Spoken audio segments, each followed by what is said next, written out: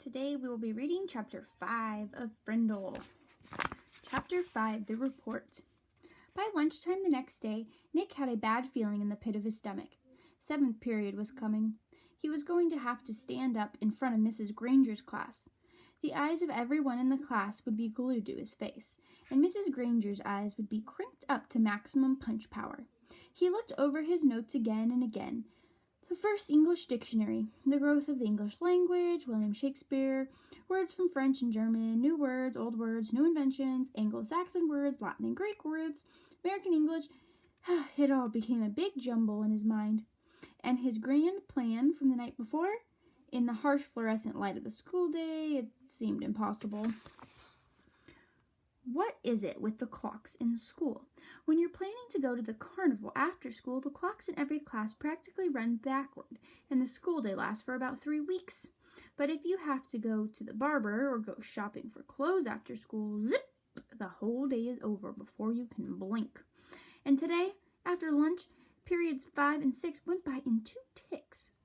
As the 7th period bell rang, Mrs. Granger walked into the classroom, took 4 steps to her desk at the side of the room, flipped open her attendance book, glanced out at the class, and made 2 little check marks.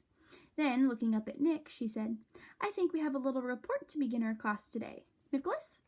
15 seconds into 7th period, and Nick was on stage. "This lady plays for keeps," thought Nick. He gulped, grabbed his crumpled note cards and his book bag, and walked to the front of the room. He stood next to the giant dictionary on its little table, and Mrs. Granger walked to the back of the classroom and sat primly on a tall stool next to the bookcases. She was wearing her blue uniform. Taking a deep breath, Nick began. Well, the first thing I learned is that the first English dictionary," Mrs. Granger interrupted. "Excuse me, Nicholas, but does your report have a title?" Nick looked blankly at her. A title? No, I didn't make a title." "Class, please remember to include a title whenever you prepare an oral or written report. Now, please go on, Nicholas." And she smiled and nodded at him.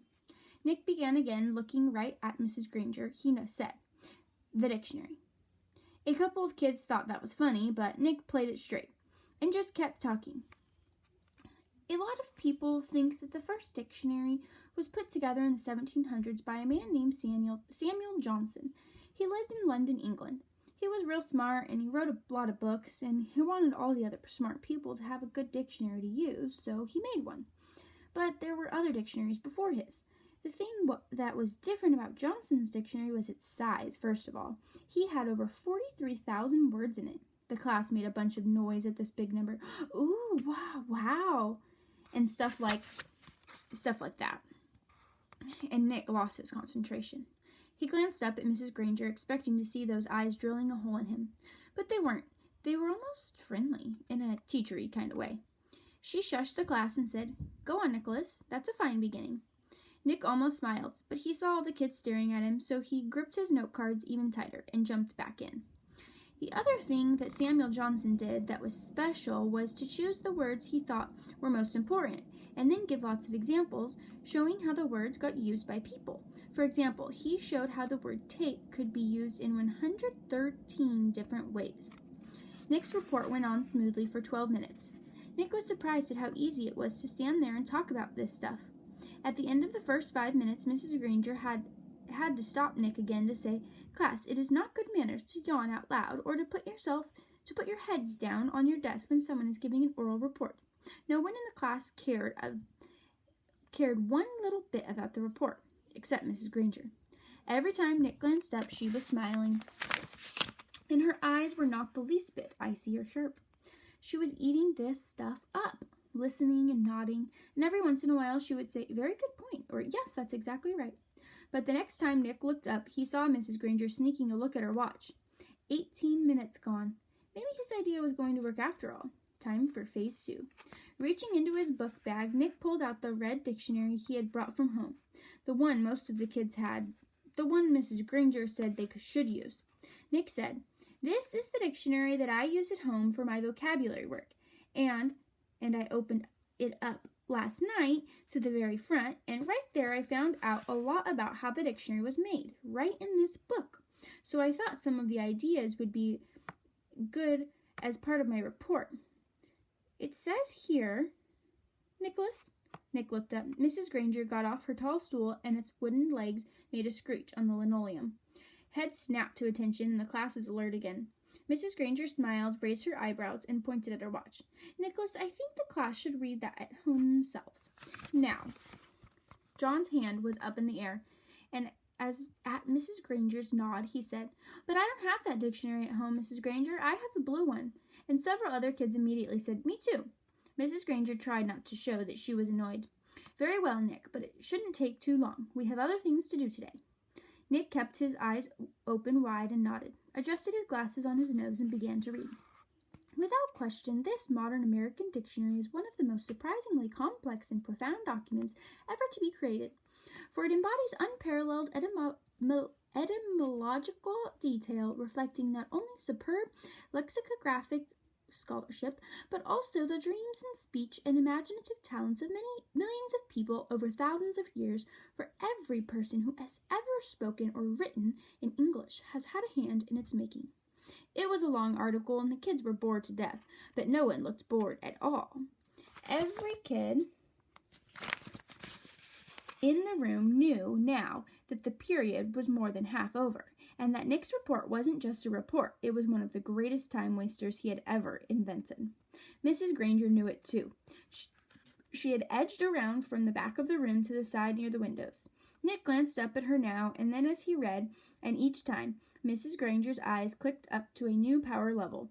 After 8 minutes of Nick's best non-stop reading, her eyes were practically burning holes in the chalkboard behind him.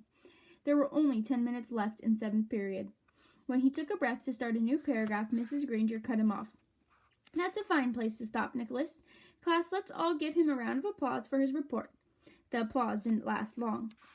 As Nick took his book bag and notes and sat down, Mrs. Granger's eyes went back to almost normal, and she actually smiled at him. Although your report was a little long, she paused to let that sink in, it was quite a good one. And isn't it fascinating that English has more different words than any other language used around the world? She pointed at her large dictionary. That one book contains the definitions of more than 450,000 words. Now, wasn't I right, Nicholas? All this will mean so much more since you learned about it on your own. Mrs. Granger was beaming at him. Nick sank lower into his chair. This was worse than writing the report, worse than standing up to give it. He was being treated like the teacher's pet, and he had the feeling she was doing it on purpose. His reputation was in great danger, so he launched another question. He raised his hand, and he didn't even wait for Mrs. Granger to call on him. Yeah, but I still don't really get the idea of why words all mean different things. Like, who says that D-O-G means the thing that goes woof and wags its tail? Who says so? And Mrs. Granger took the bait. Who says dog means dog? You do, Nicholas. You and I and everyone in this class, and this school, and this town, and this state, and this country. We all agree. If we lived in France, we would all agree that the right word for that hairy four-legged creature was a different word. Chien. It sounds like chien, but it means what D-O-G, dog, means to you and me. And in Germany, they say Hund, and so on, all around the globe. But if all of us in this room decided to call that creature something else, and if everyone else did too, then that's what it would be called. And one day it would be written in the dictionary that way. We decide what goes in that book. And she pointed at the giant dictionary. And she looked right at Nick, and she smiled again. Then Mrs. Granger went on. But of course that dictionary was worked on by hundreds of very smart people for many years. So as far as we are concerned, that dictionary is the law. Laws can change, of course, but only if they need to. There may be new words that need to be made, but the ones that in that book have been put there for good reasons. Mrs. Granger took a look at the clock. 8 minutes left. Now then, for today, you were to have done the exercises beginning on page 12 in your Words Alive book. Please get out your papers. Sarah, will you read the first sentence, identify the mistake, and then tell us how you corrected it? Mrs. Granger jammed the whole day's work into the last 8 minutes. A blur of verbs and nouns and prepositions. And yes, there was another homework assignment. And Nick didn't try to sidetrack Mrs. G again. He had slowed her down a little, but had he stopped her? No way. She was unstoppable, at least for today. Stay tuned for Chapter 6, The Big Idea.